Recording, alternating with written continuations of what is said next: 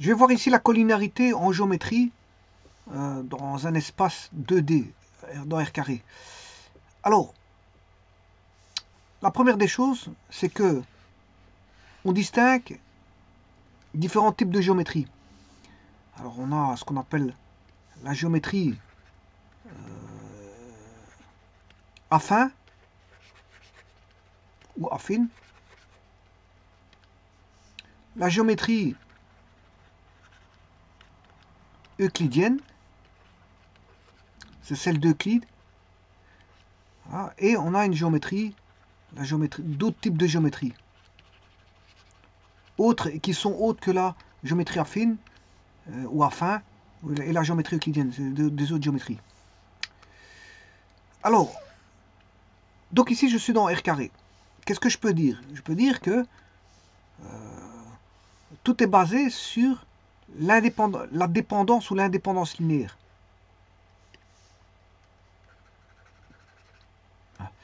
Bon, attention que je suis en 2D. Hein. Je suis en 2D.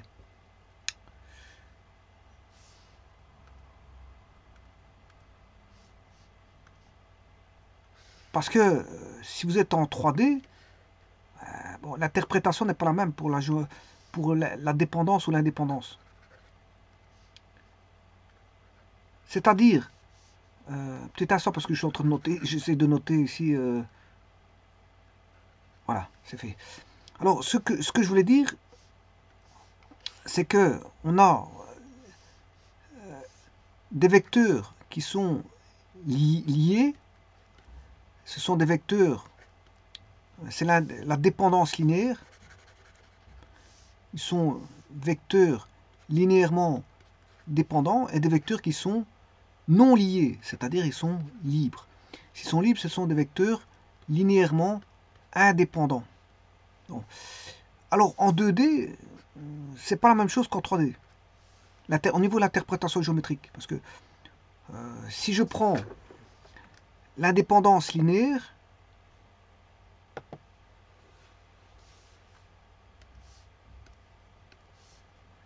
bon, on a une combili, alpha u, je vais mettre que deux vecteurs, hein, bêta v, est égal à 0.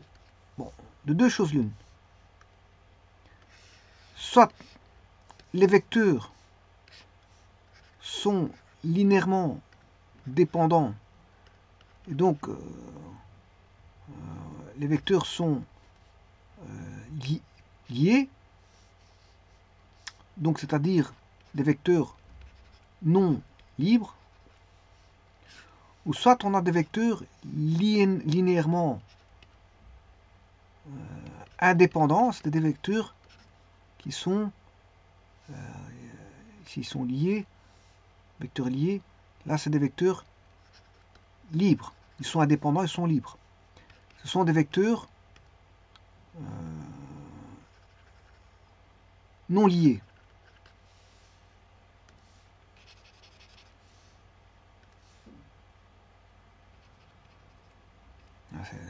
Alors, tout se joue sur une combinaison linéaire, alpha u plus bêta v, avec alpha ce sont des scalaires, alpha bêta ce sont des scalaires, et uv sont des vecteurs. Donc je vous rappelle que si vous faites alpha fois u, c'est un vecteur. Là on a un vecteur, si c'est un vecteur, la somme de deux vecteurs donne un vecteur. Donc ça c'est le neutre de l'ensemble de l'espace vectoriel. Alors on aura des vecteurs libres si alpha, on a l'annulation si alpha égale bêta égale 0. En d'autres termes, on aura, dans R carré, je parle dans R carré, ici je suis dans R carré, on aura des vecteurs voilà, mis en... On aura une triangularisation.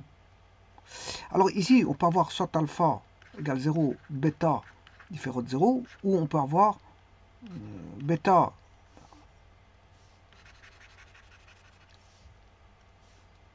alpha différent de 0, bêta égale 0, ou on peut avoir alpha égale 0 et bêta enfin différent de 0, les deux différents de 0. On va voir pour qu'ils soient liés non libres. Et là, on a des vecteurs collinéaires. On a une proportionnalité U est égal à K fois V. Alors que là, c'est une triangularisation. C'est-à-dire que alpha U, U, s'il est comme ceci, U, vous faites alpha U, ben, alpha vaut 0. Si vous faites alpha 0, U fois 0, vous avez un vecteur nul ici. Voilà. Donc là, vous aurez un vecteur nul. Le but, c'est de faire la somme et d'obtenir un vecteur nul.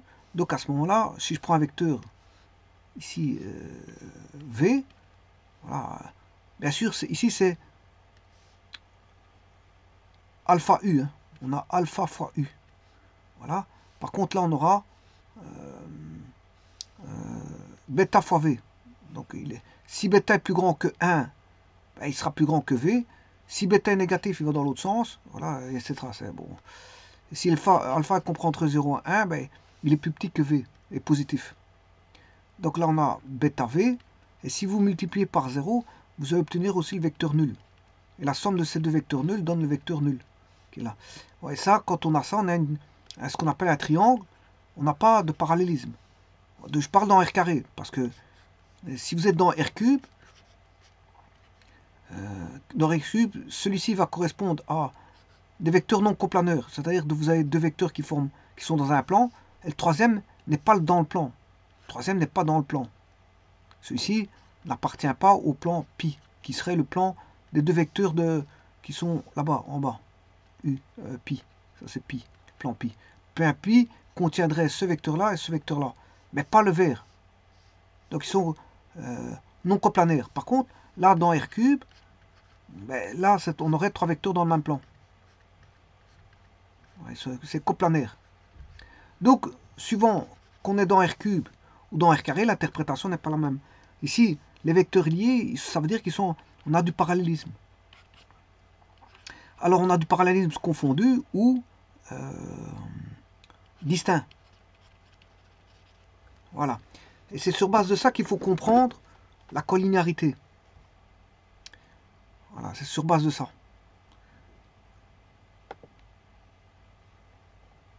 C'est sur base de ça qu'il faut comprendre la collinéarité.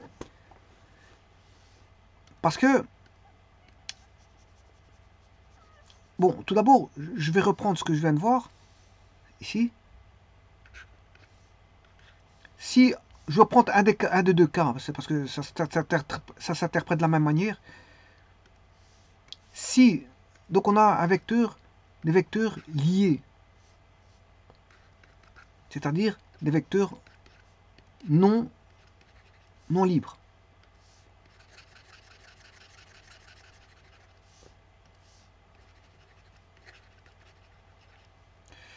Donc des vecteurs linéairement dépendants.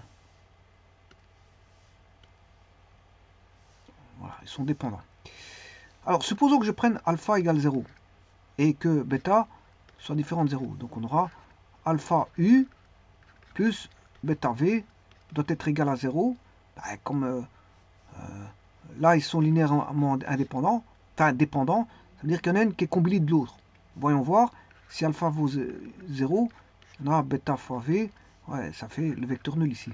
Alors bêta fois v, ben, ça c'est un vecteur fois le vecteur nul, ça fait bêta v. Et bêta v est égal à 0. Qu'est-ce que ça signifie? Comme bêta est différent de 0, ce qui signifie que on a vecteur nul, v vaut le vecteur nul. Or, je viens de vous dire que le vecteur nul, il est collinéaire à lui-même. Hein. Voilà, il est collinéaire à lui-même. Et en plus de ça, tout vecteur est collinéaire au vecteur nul. W est égal à k fois le vecteur nul, si u est vecteur nul, ben, ce que je peux écrire, donc ça veut dire que le point 0, je peux trouver un facteur k, k qui multiplie w qui va me donner 0. Je vais plutôt l'écrire comme ceci.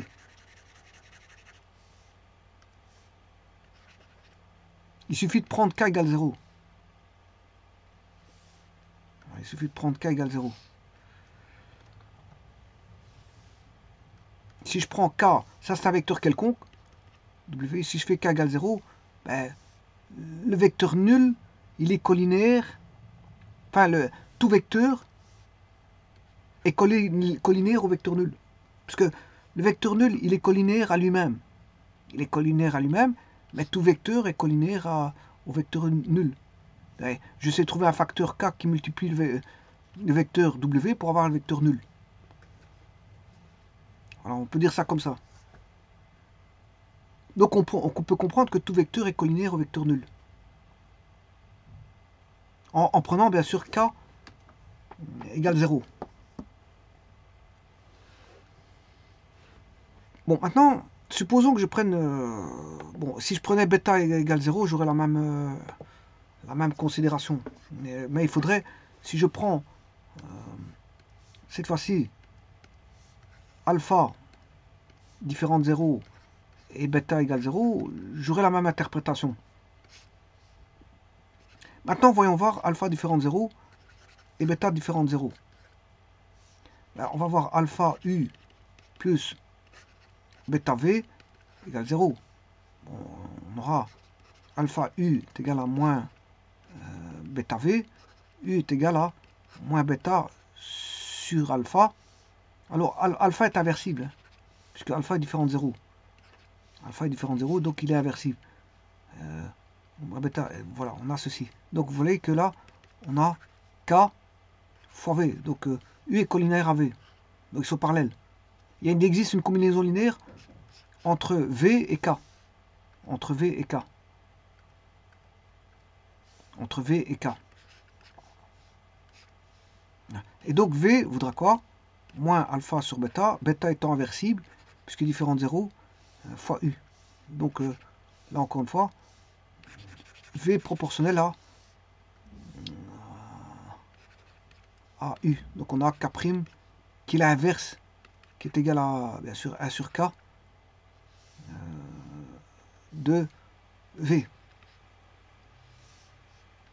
Donc, vous voyez que ici, on a la proportionnalité, donc on a le parallélisme. Alors, parallélisme confondu ou distinct. Parallélisme confondu ou distinct. Alors, quand est-ce qu'il sera confondu? Ben, à ce moment-là, il faut écrire AB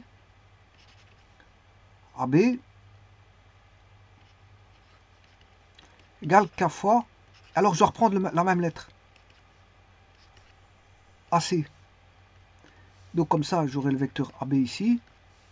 Si je fais k fois AC, dans le k positif, par exemple, il serait là. S'il serait négatif, il va dans l'autre sens. Hein.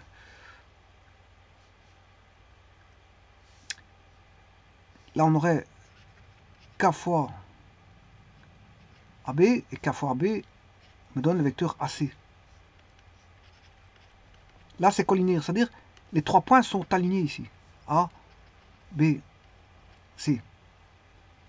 Voilà. Donc, dès le moment où vous avez une proportionnalité, U est égal à K fois V, ben ça peut-être, c'est proportionnel. Donc, ils sont combinés l'un de l'autre. C'est-à-dire qu'ils sont parallèles, soit confondus ou distincts. Alors, il sera confondu si vous avez le même point comme ça pour les vecteurs. Vous prenez le point A, ou B, B, C, C, etc. Alors là, c'est une manière de démontrer que trois points sont alignés. Voilà. Et là, on a ce qu'on appelle la collinéarité de 3 points. Alors, pour démontrer que deux droites sont parallèles, encore une fois, on peut aller chercher des vecteurs. Donc, on va aller chercher AB. C'est le vecteur AB. Et un vecteur CD. Voilà, le vecteur CD. On démontre que AB est égal à K fois CD. Mais là, c'est du parallèle distinct. C'est du parallèle distinct. Donc, collinéarité, étymologiquement parlant, ça veut dire sur la même ligne. Attention que, quelque part, il faut faire très attention parce que c'est vrai que ça veut dire étymologiquement sur la même ligne, on démontre que 3 points sont alignés parce que bon, les deux vecteurs sont collinaires et confondus. Mais en vérité, ça peut s'appliquer aussi pour les parallèles, démontrer que deux parallèles sont, enfin que deux droites sont parallèles par l'entremise de vecteurs, par l'entremise de voilà, une proportionnalité. AB égale K fois CD en ne reprenant pas voilà, une origine commune, comme c'est ici. Donc collinéarité, ça veut dire parallèle confondu ou parallèle. Donc deux droites peuvent être pas collinaires. Deux droites parallèles peuvent être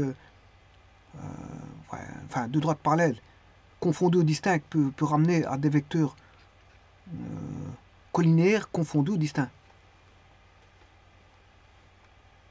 Collinaire, ça veut dire que dans mon sens, ça veut dire proportionnel comme ceci, hein, ça c'est collinaire. Hein. Qu'il soit parallèle confondu ou distinct. On va dire ça comme ça. Bon, alors, qui dit parallélisme dit proportionnalité, je vous le dis tout de suite. Hein. Voilà. Donc on va retrouver, si vous travaillez en matriciel, vous allez retrouver voilà, des proportionnalités dans les matrices. Donc vous aurez des matrices comme on a des lignes ou des colonnes qui sont proportionnelles, ben, la matrice sera nulle. Je pense aux droites.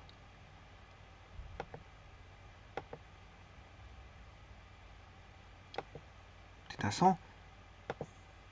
Alors, si j'ai deux droites parallèles, AX plus BY plus C égale 0, A'X plus B' Y plus C' égale 0, ben vous allez avoir A sur A' est égal à B sur B'. Voilà, ça c'est parallèle distinct. Distinct si c'est... Bon, ici j'appelle K le facteur ici. K est différent, C est différent de K, C'. Ou C', enfin plutôt C sur C', ça fait K. C sur C', ça fait K. Ça veut dire que C est différent de KC'. Voilà. Maintenant, si vous avez K est égal à A sur A' est égal à B sur B' est égal à C sur C', on a les parallèles confondus. Voilà.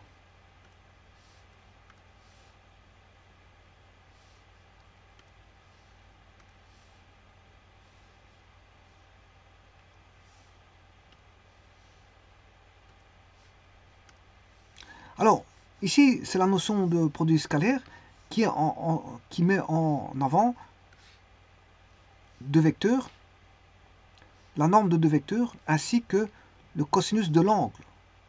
Pour autant que l'angle existe. Parce que en géométrie euclidienne, vous avez la notion de distance, ok, et la notion d'angle, parce qu'il y a la notion de produit scalaire. Donc vous avez cette notion de norme et donc de distance. Et donc je vous rappelle la distance euclidienne qui est ici. Distance entre deux points AB. La distance entre deux points AB est donnée par racine carrée de x2 moins x1 au carré. Voilà, c'est la distance euclidienne.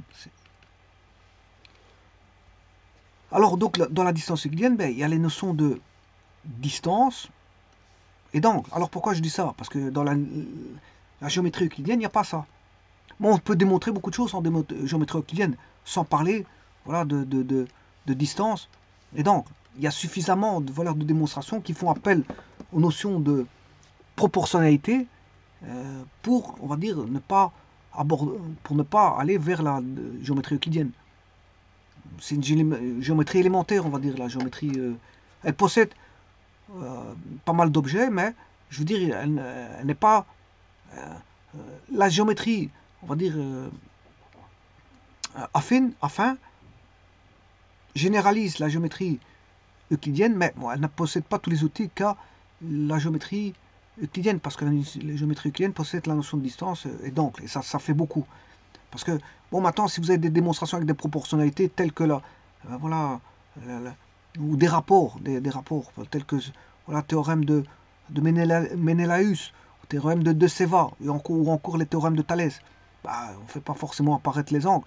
Donc les rapports suffisent. Et donc la géométrie affine, bon, suffit à elle-même.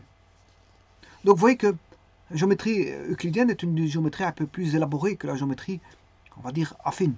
Elle permet beaucoup plus de choses. Voilà.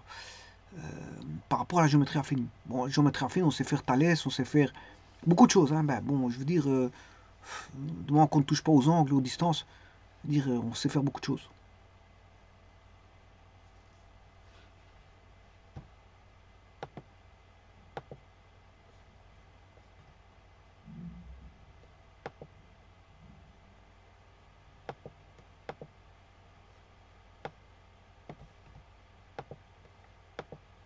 Bon, eh ben, on va voir ça. Voilà. Ça, c'est un barycentre. C'est un barycentre. Ouais, donc vous avez, on est un barycentre dans le plan, bien sûr, parce que vous voyez que le point AI est décrit par une coordonnée AI, BI. On sait en faire un vecteur. Hein. Bon, à partir d'une coordonnée, on sait en faire un vecteur par rapport au repère, voilà, d'origine O. Ah ouais, je parlerai d'origine par après, parce qu'une une des deux géométries ne possède pas d'origine. Elle n'a pas d'origine. Je vais voir c'est laquelle après. Bon, donc ici, vous avez AI, BI, avec voilà, un scalaire. Ça, c'est un scalaire. Et en science, si le scalaire, la masse est le scalaire, vous pouvez chercher le centre de gravité de la masse. C'est un centre de gravité massique. Alors que si vous avez des charges électriques, vous allez rechercher un centre de gravité, voilà, électrostatique. Suivant le alpha, ce qui représente, ben, c'est le centre de gravité correspondant soit à une masse ou à une charge ou autre. Alors ici, il faut considérer les alpha i différents, la somme des alpha i différents de 0, de telle manière que si je le divise, ben, on n'est pas 0. Alors, je rappelle, c'est la somme des alpha i à i moins g1 égale 0. Voilà, la somme des alpha i bi,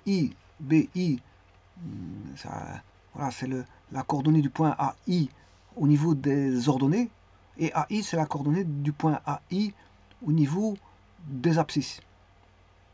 Et si on fait la somme de tous de ces AI moins G1, ben on recherche le G1. Je vous rappelle que c'est une sorte de gravité, c'est G1, G2, c'est XY. Voilà, on recherche ces deux-là. Donc on peut transformer en cherchant G1, G2, de telle manière qu'on ait somme des alpha I, AI sur... Alors vous allez me dire pourquoi je parle de ça. Ben, c'est parce que la géométrie affine permet le barycentre. Hein. Calculer le barycentre, qu'elle permet voilà, de faire des propriétés sur les homothéties, le parallélisme, voilà des propriétés, je veux dire, assez simples. On peut les démontrer, on peut les attaquer en géométrie affine. Bon, en géométrie euclidienne, on peut le faire, ça, d'office. Hein.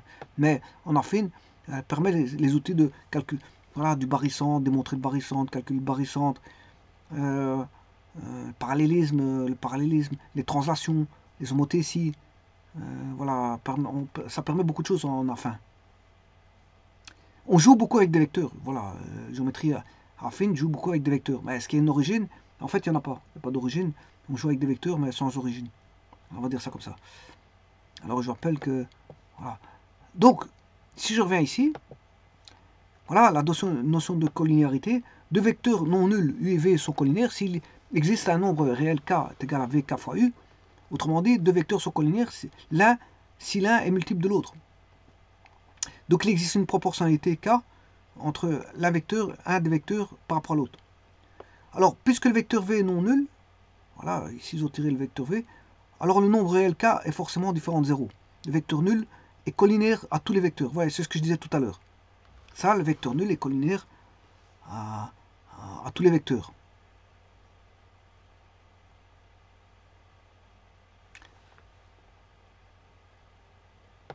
Alors, ici vous avez un exemple.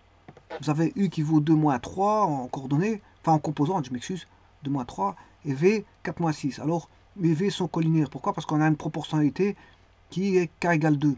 Parce que si vous faites 2 fois 4, 2 fois 2 ça fait 4, et moins 3 fois 2 ça fait moins 6. Donc les deux vecteurs sont collinaires.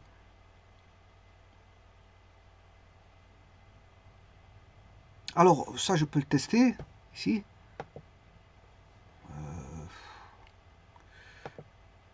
2 moins 3, 4 moins 6.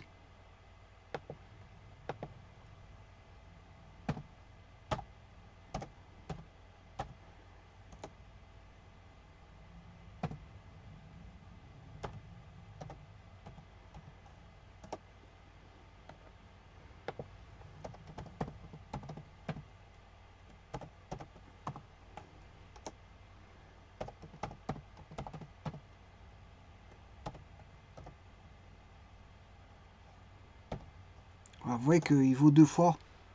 Et là, il vaut 2 fois l'autre. Mais là, c'est parallèle confondu ici. Hein. C'est parallèle confondu. Alors, 3 moins 2, 12 moins 5, ils ne seront pas collinaires. Voilà, parce qu'ils ne sont pas multiples. U et V ne sont pas collinaires, voilà, là-bas. En effet, V n'est pas un multiple de U, puisque 12 c'est 4 fois 3, mais bon, voilà, lui, il n'est pas collinaire. Condition analytique de collinéarité, ben, il faut qu'une proportionnalité, voilà, entre X et X' et Y et Y'.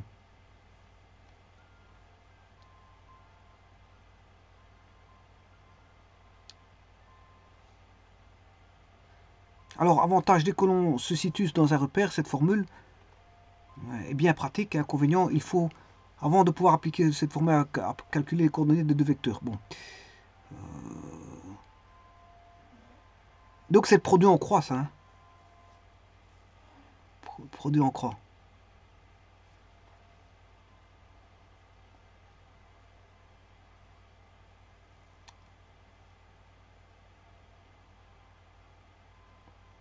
Parce que, en fait, ça, on aurait ceci.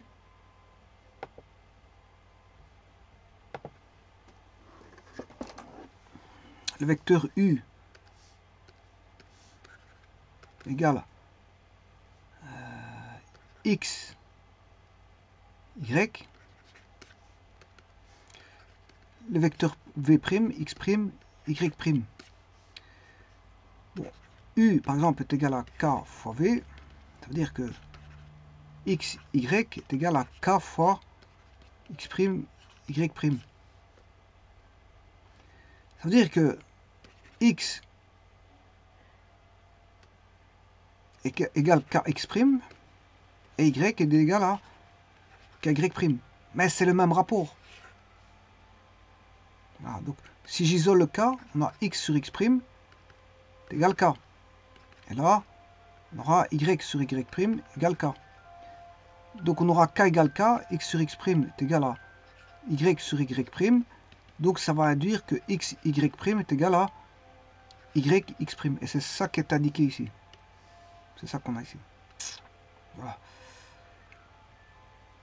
Alors, exemple, dès que l'on se situe dans un repère, cette formule est bien pratique. Vous voyez. Inconvénient, il faut, avant de pouvoir appliquer cette formule, calculer les coordonnées des deux vecteurs. Voilà. Effectivement, bon, 3 moins 2 et V moins 10, 15, alors, voilà, ici, il l'applique. Et ils sont collinaires, parce que, bon, on voit bien que le produit en croix, 3 fois 10, ça fait 30, et moins 15 fois moins 2, ça fait 30. Donc, là, ils sont collinaires. 6 et 2, ça fait 6 fois 2, 12. 4 fois 4, 16, ça ne va pas. Produit en croix, ça ne va pas. Ils ne sont pas collinaires. Alors, application numéro 1 de alors, vous voyez bien ici, les deux vecteurs sont parallèles. Les deux vecteurs AB et NM sont collinaires. Ils sont parallèles, mais distincts. Donc, on peut utiliser la collinarité pour démontrer que des droites sont parallèles en utilisant la propriété suivante. La droite AB et MN sont parallèles si et seulement si les vecteurs AB et MN sont collinaires. Donc ça, on sait démontrer par... Voilà. Donc, des vecteurs collinaires peuvent être aussi parallèles.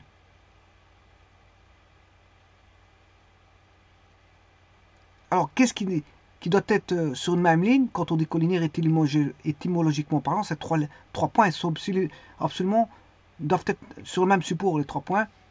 Pour, là, on ne parle pas de voilà, 3 points qui sont collinaires confondus ou séparés. Ça n'existe pas. 3 points, ils sont alignés ou ils ne le sont pas. Voilà. Soit on a 3 points triangularisés ou 3 points alignés. Donc on ne parlera pas de parallèles confondus ou distincts pour les 3 points. 3 points, ils sont collinaires, ça veut dire qu'ils sont vraiment sur la même ligne. Par contre, les vecteurs collinaires, ils sont soit sur la même ligne ou soit parallèles. Mais pas sur la même ligne, c'est-à-dire parallèles confondus ou distincts. C'est possible. On parle de collinéarité pour des vecteurs quand ils sont parallèles confondus ou distincts, mais pour 3 points, mais 3 points, ils sont d'office alignés. Collinéarité pour 3 points, ils sont alignés ou ne le sont pas. Voilà. On va dire ça comme ça. Donc, collinarité, voilà, de 3 points. Voilà, justement, il parle de 3 points. Et là, ils sont sur la même ligne. Il faut démontrer que AB et AC sont sur la même ligne. Donc vous voyez que la collinéarité, ça dépend comment on l'utilise. Comment on la voit, comment on la trouve.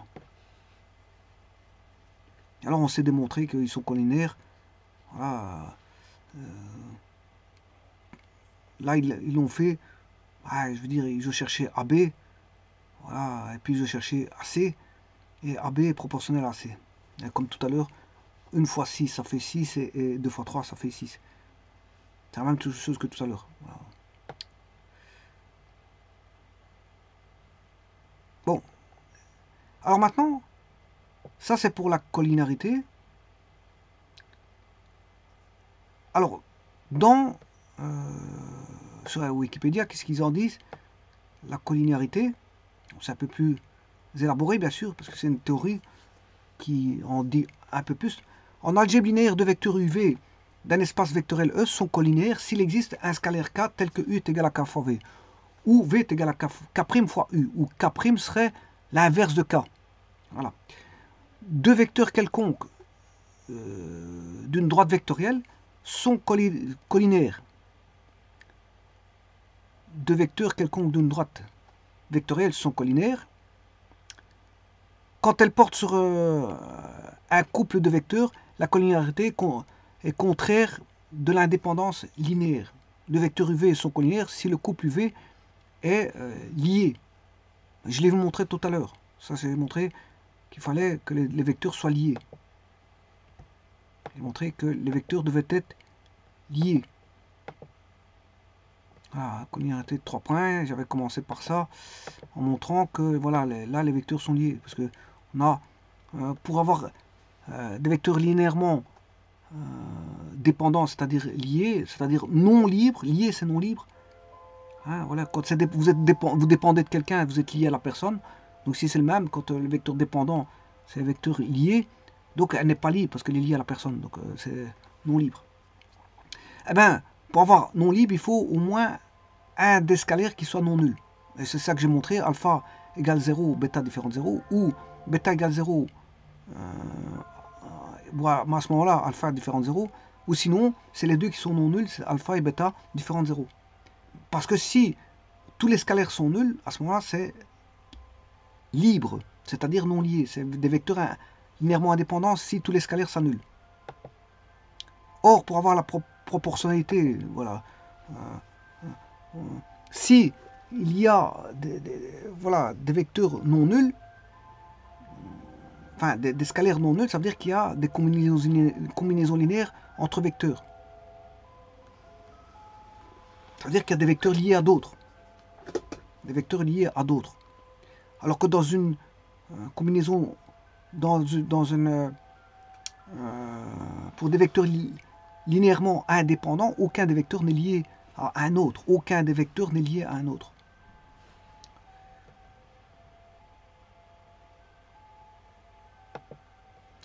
Donc ici, pour qu'il soit, on ait U est égal à K fois V, ben, il faut qu'on ait une proportionnalité, donc une combinaison linéaire entre les deux vecteurs, c'est-à-dire qu'on ait la dépendance linéaire, c'est-à-dire que les vecteurs doivent être liés.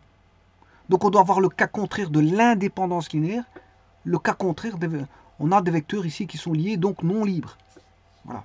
Étymologiquement parlant, collinaire signifie sur une même ligne. En géométrie classique, deux vecteurs sont collinaires si on peut en trouver deux représentés situés sur une même droite. Mais ça, c'est pour 3 points. Sur une même droite, c'est quand on a 3 points. 3 points alignés. D'accord que les vecteurs doivent être absolument sur la même ligne. Par contre, si on veut démontrer que deux droites sont parallèles, ben là, à ce moment-là, on est pas parallèles distincts. On peut avoir des vecteurs collinaires qui sont parallèles distincts. Mais étymologiquement, collinaire, ça veut dire co avec, linéaire, c'est ligne. Donc, même ligne, c'est même ligne. Mais en vérité, attention, c'est vrai dans certains cas pour 3 points alignés, mais on peut démontrer que deux droites parallèles, voilà, distincts, ben, il faut deux vecteurs qui sont juste proportionnels. Et ils ne sont pas forcément sur la même ligne. Hein. C'est quand même collinaire. Alors, la collinéarité est un outil important en géométrie dans l'enseignement secondaire. Un couple de points AB du plan ou de l'espace défini de vecteurs géométriques AB, si A et B, respectivement A' et B', sont des points non confondus. Les vecteurs AB et B' sont collinaires si et seulement si les droites AB et A'B' sont parallèles. Cette équivalence explique l'importance que prend la collinéarité en géométrie affine.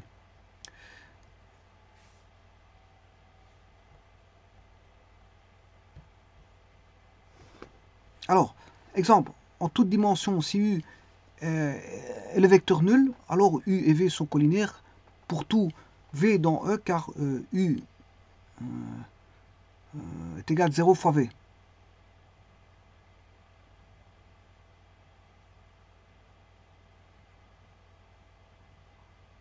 Donc vous voyez qu'ici,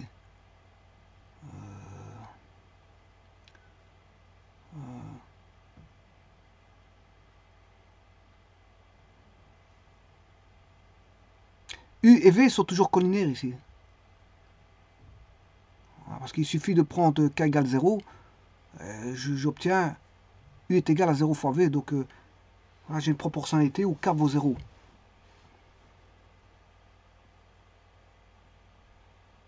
Si bien sûr U est le vecteur nul. Donc ça veut dire que le vecteur nul est combinaison linéaire à tout vecteur. Hein. C'est ce que je disais tout à l'heure. Vecteur nul est combinaison à tout vecteur. C'est ça qu'ils disent ici. Ensuite, si U est un vecteur non nul de E, cette fois-ci on le prend non nul, hein, le U. L'ensemble des vecteurs collinaires à U est la droite KU. Bon, c'est normal. Bon, si on a K fois U, ben c'est comme ça qu'on définit la droite. Hein. La droite est définie par un vecteur qui est K fois U. On part de là pour définir la droite. Donc la droite est définie à partir du vecteur, donc de la proportionnalité du vecteur. On peut trouver tout point. Donc l'équation de la droite est définie comme ceci. Un petit instant. Voilà. L'équation vectorielle. Lambda, ben, ici il joue l'office de K. Voilà. C'est tous les points M appartenant. Donc on a deux points. Je vais mettre un point A, un point B. Ce sont des points fixes. Coordonnées x1, y1. Voilà, x2, y2. Ce sont des points fixes. Alors, tout point M variable, bon, quel que soit M appartenant à la droite, il existe lambda, un et un seul lambda qui va positionner le M sur la droite. Il existe un seul lambda appartenant à R tel que l'on est.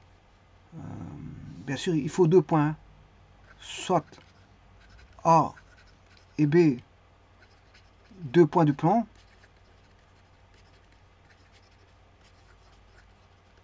Eh ben, on écrira pour avoir la droite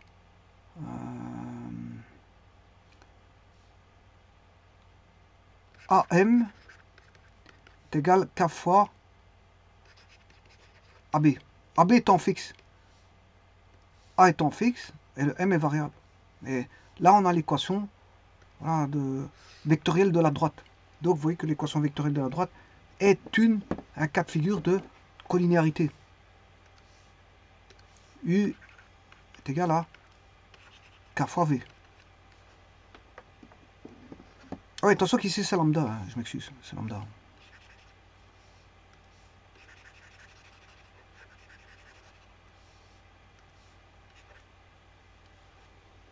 Alors ici c'est un scalaire, et lui il est scalaire aussi. Le vecteur il est là, le vecteur il est là. Alors dans un espace vectoriel sur le corps F2, deux vecteurs non nuls sont collinaires si et seulement si ils sont égaux.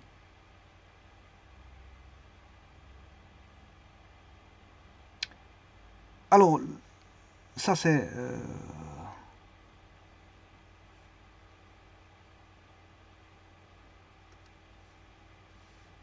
vecteur collinaire, vecteur côte. Voilà, corps fini.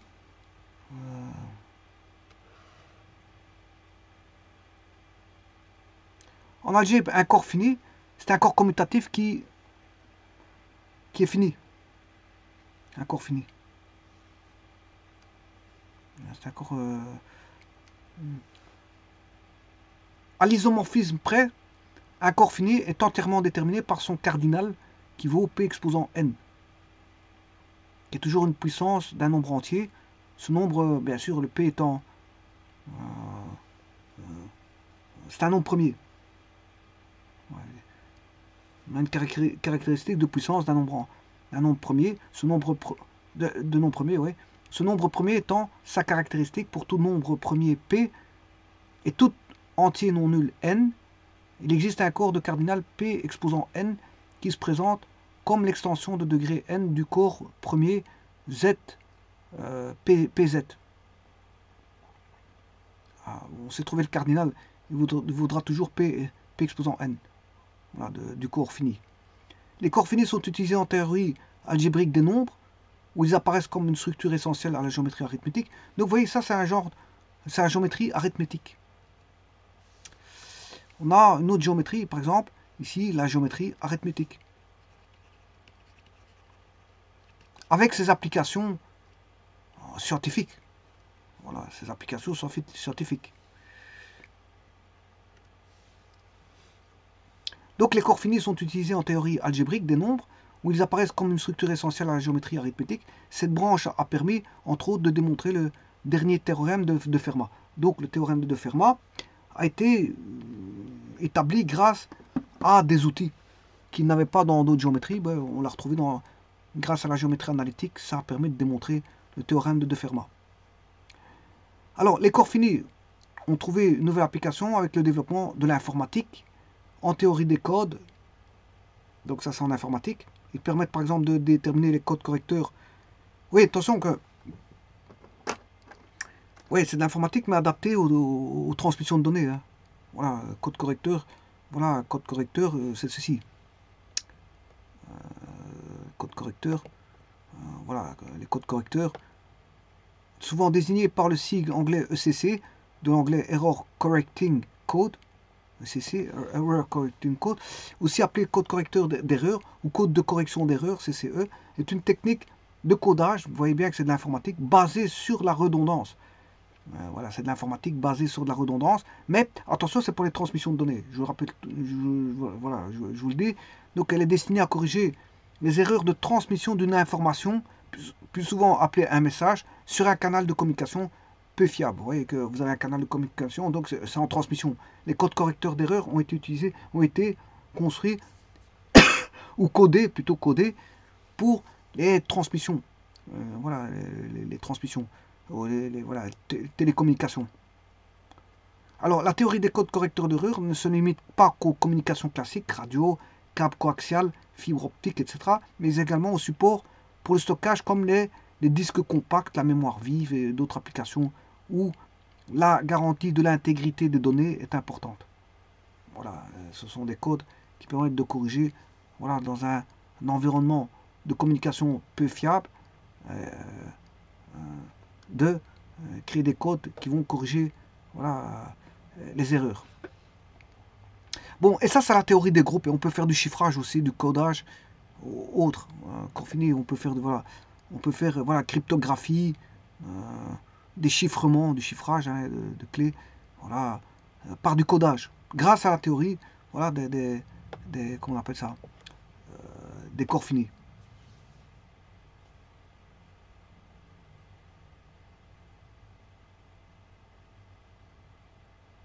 Voilà, je n'irai pas plus là-dessus parce que, en fait, bon, je ne vais pas trop m'étaler là-dessus parce que c'est pas le but. C'est pas le but. Mais je mettrai un lien si ça vous intéresse. Je mettrai un lien de ceci.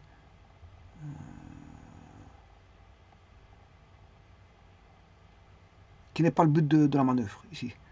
Alors, donc, ni les codes correcteurs ne sont le but du sujet ici, ni les corps finis, mais j'en parle un tout petit peu, voilà, pour montrer la voie que ça ouvre, le champ d'ouverture, voilà, de ceci.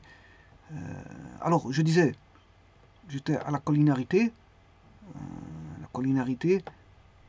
Dans un espace vectoriel de corps F2, c'est parce qu'il parlait de corps, voilà, deux vecteurs non nuls sont collinaires si et seulement s'ils sont égaux. Voilà. Géométrie affine. Géométrie affine, deux vecteurs sont collinaires si et seulement s'il existe deux représentants de ces vecteurs situés sur une même droite. C'est-à-dire il existe trois points alignés, tels que AB est égal à U et AC est égal à V. Voilà, vous voyez qu'on a le même point A en origine. Pour U, c'est A son origine, et pour V, c'est A. Donc d'office, AB et AC seront collinaires, c'est-à-dire que U est égal à K fois V. La collinéarité est une notion importante en géométrie affine, car elle permet de caractériser l'alignement de points. Bon, on sait faire l'alignement de points, caractériser l'alignement de points en géométrie affine, ça c'est pas un problème. Voilà, et le parallélisme. Voilà. Grâce à des vecteurs, bien sûr. Hein. Les points A, B et C sont alignés si seulement si les vecteurs AB et AC sont collinaires. Bon, comme la géométrie affine possède les notions vectorielles, il n'y a pas de problème. Ce qu'elle n'a pas, c'est les notions de distance et les notions voilà, d'angle. Donc, mais l'alignement peut se faire par une proportionnalité de vecteurs. Or, ça, elle a l'outil de proportionnalité, l'outil voilà, vectoriel, la géométrie affine, donc elle peut caractériser ce qu'est un alignement. Même un parallélisme peut le faire, voilà, de deux droites, les deux droites AB et CD sont parallèles, confondues, distinctes ou confondues, hein, si et seulement si le vecteur AB et CD sont collinaires. Mais là, ils sont, voilà, sont distincts. Mais elles peuvent être confondues si CD est sur le même support, voilà, on peut dire ça comme ça. Bon, relation d'équivalence. Alors ici, attention, sur l'ensemble des vecteurs non nuls, ils ont enlevé le vecteur nul ici. Ils ont enlevé le vecteur nul. Vous voyez que pour décrire la relation d'équivalence ici, de la relation de collinarité, ils ont retiré le vecteur nul. Bon, comme ça ne pose pas de problème pour démontrer qu'on a une relation d'équivalence. Donc la relation d'équivalence, je vous rappelle que c'est RST. RST, c'est réflexif, symétrique et transitif. Alors, réflexif, un vecteur est collinaire à lui-même. Voilà, tout vecteur est collinaire à lui-même. Voilà. C'est pour ça que tout à l'heure j'avais dit le vecteur nul, il est collinaire à lui-même. Mais tout vecteur est collinaire à lui-même aussi. Et le cas particulier de vecteur nul collinaire à lui-même, c'est voilà, naturel. Comme tout vecteur est collinaire à lui-même, ben le vecteur nul c'est un cas particulier et le collinaire à lui-même. Mais ce qu'il y a, ils ont retiré le vecteur nul ici. Voilà, on n'en parle pas. Vous parlez de tous les vecteurs qui sont différents de 0, du vecteur nul. Alors la symétrie, si un vecteur U est collinaire à un vecteur V, alors le vecteur V est collinaire à U. Donc la relation de collinarité se fait dans les deux sens, de U vers V et de V vers U. Donc c'est une espèce de, on va dire, comment est-ce qu'on appelle ça, si U est collinaire à V, V est collinaire à U, donc ça se fait dans les deux sens. Donc il y a une symétrie. Alors que la relation réflexive, c'est une réaction sur elle-même. Le vecteur est collinaire sur lui-même. Voilà, c'est une relation, et voilà, il y a une flèche en boucle sur lui-même. Donc c'est sur lui-même. C'est une boucle, une petite boucle, pour dire que c'est une relation sur lui-même. Symétrique, c'est une relation de l'un à l'autre, et puis de l'autre à l'un. Voilà. Alors transitive, si un vecteur U est collinaire à V, V est collinaire à W, ben U d'office est collinaire à W d'office. Donc vous voyez qu'on a une relation d'équivalence ici. Voilà. Réflexif, symétrique, transitif, RST. RST, c'est la relation d'équivalence. Alors, bon, ici, calcul en coordonnées, bon, ici, dans R carré, ben, vous savez très bien que vous faites le produit en croix, je l'ai vu tout à l'heure, hein, c'est-à-dire x fois y' est égal à y fois x', je l'ai vu tout à l'heure. Ouais, c'est ce qu'il faut faire en dimension 2. Hein. Voilà. En dimension 2, on peut faire comme ça. Voilà. Alors, ça n'a plus rien à voir, c'est en biologie.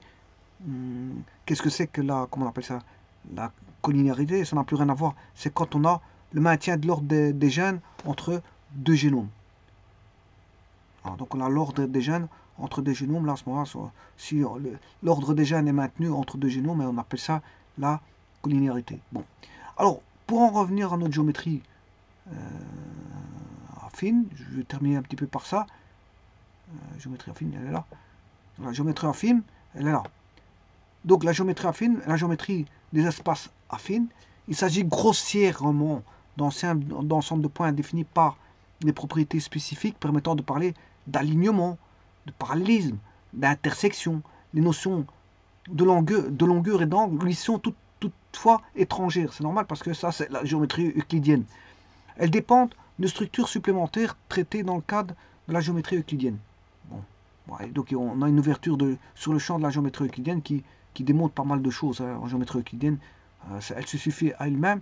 Voilà, donc bon, si on sait démontrer déjà des petites choses en géométrie affine, tant mieux. Voilà, en géométrie euclidienne, elle démontre pas mal de choses. Dissocier les notions propres à la géométrie affine est récent dans l'histoire des mathématiques. La définition formelle actuelle d'un espace affine présupposait la donnée d'un espace vectoriel. Bon, ça veut dire que voilà, C'est-à-dire qu'on a un espace vectoriel en géométrie affine. Appelé l'espace directeur, deux points d'un espace affine peuvent se soustraire pour donner un vecteur de l'espace directeur. Bon.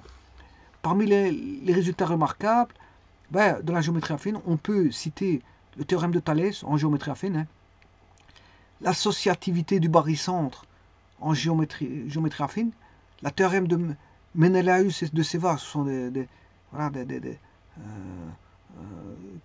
des démonstrations qui sont basées sur des proportions, des proportionnalités.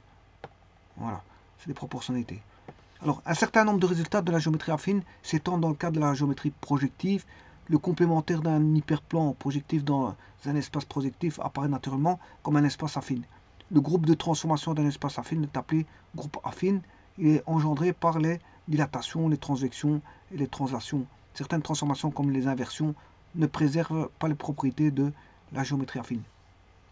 En géométrie différentielle, la donnée d'une connexion plate équivaut à la donnée d'un atlas dont les applications de changement de carte sont des transformations affines.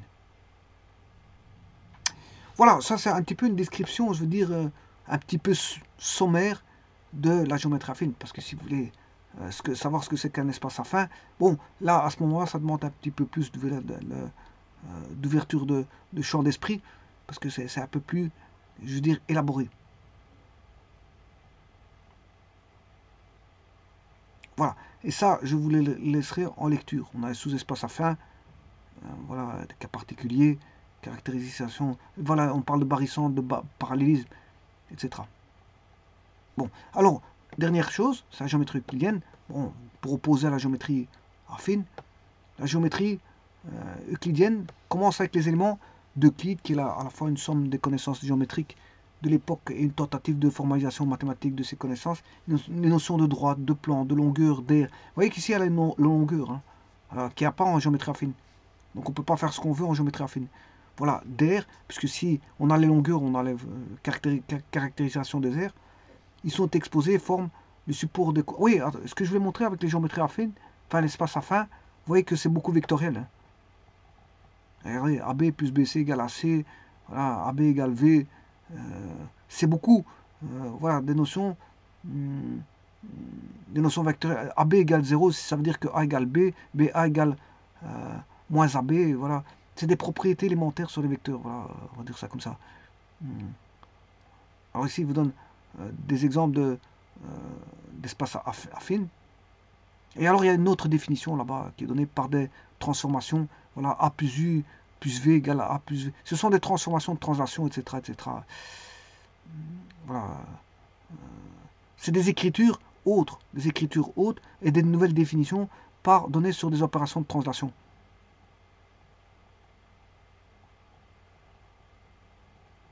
Ah, mais en gros, on joue beaucoup avec les vecteurs. Voilà, sans tenir compte de la distance et des angles. Et donc la géométrie euclidienne, ici, elle est bien sûr plus élaborée. Alors, les 5 axiomes d'Euclide, ils sont là. Hein. Un segment de droite peut être tracé en joignant deux points quelconques distincts. Ça, c'est un premier axiome de la construction d'Euclide. La deuxième axiome, un segment de droite peut être prolongé indéfiniment en une ligne droite. Étant donné un segment de droite quelconque, un cercle peut être tracé en prenant ce segment comme rayon et l'une de ses extrémités comme centre.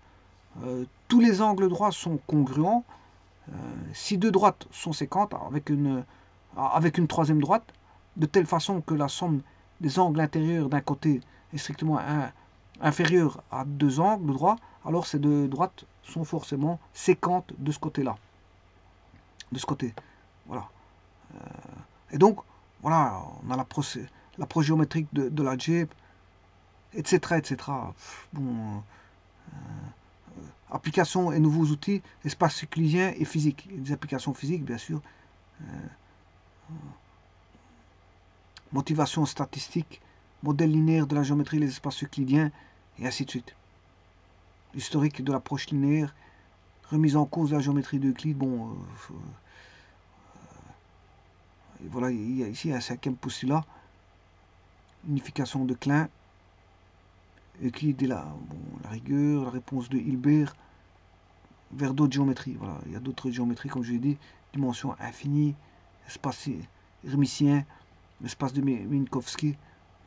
Bon, et là, je dépasse un petit peu le cadre, voilà, de ce que je voudrais, parce que ce sont des autres espaces. Hein.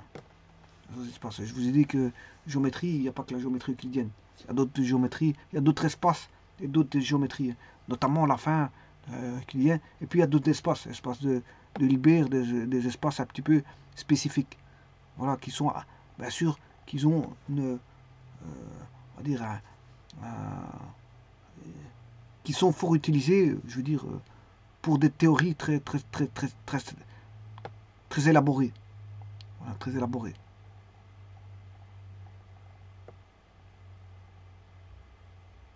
De toute façon, je vais vous laisser ceci ici, en lien, pour aller voir tout ça. Hein. C'est très intéressant à lire. Alors l'espace de Minkowski, vous aurez compris que c'est en relativité, voilà, restreinte qu'on utilise voilà, cet espace.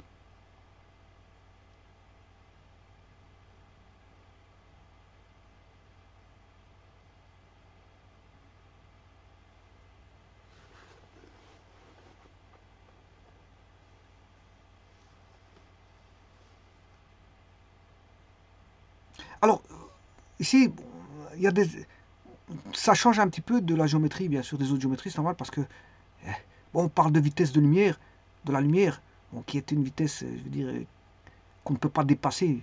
Voilà, on ne peut pas dépasser la vitesse de la lumière. Donc ça veut dire qu'il y a une notion de vitesse, et donc forcément il y a une notion de temps. Donc ce sont des espaces un peu spéciaux où il faut, voilà, il y a le temps qui va interagir dans ces espaces-là. Donc l'espace euclidien n'est pas temporalisé, elle est intemporelle. L'espace, enfin, n'est pas temporalisé, il est intemporel. Par contre, l'espace de Minkowski, ben, si vous regardez bien ici, qu'est-ce qu'ils vous disent? Ils vous disent ici que ben, il y a une notion de temporalité. Hein.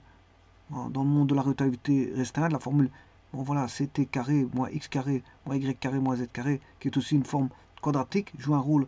Voilà, ici, bon, la notion de temporalité, ici, elle est prise en compte.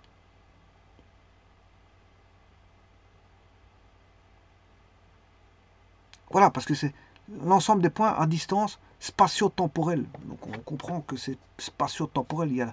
Voilà, il correspond à la limite physique des points de l'espace-temps. Vous voyez que la notion temporelle, l'interaction de notion temporelle est prise en compte ici. C'est un espace avec un temps bien particulier pour répondre à voilà, à des besoins de la physique, notamment de la relativité restreinte. Alors il y a des autres espaces qui peuvent être utilisés pour expliquer beaucoup de choses. Hein.